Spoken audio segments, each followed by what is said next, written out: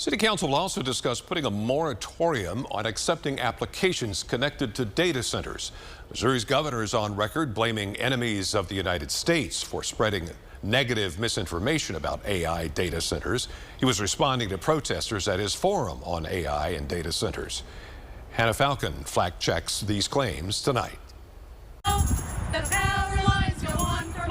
Protesters say proposed data centers in Missouri will affect their water, energy, and air quality. Governor Mike Kehoe says the voice behind these claims may not be trustworthy. We have to move past the noise. We have to listen to facts.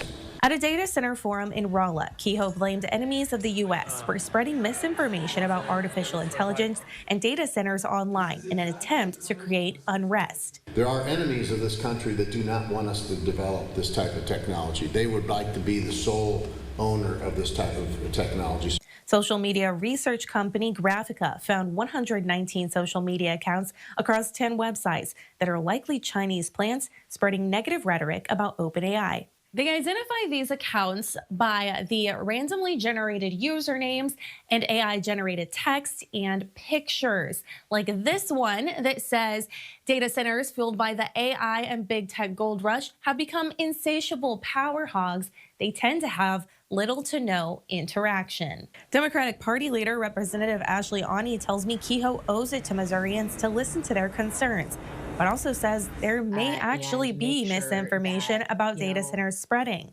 Data centers are part of the landscape.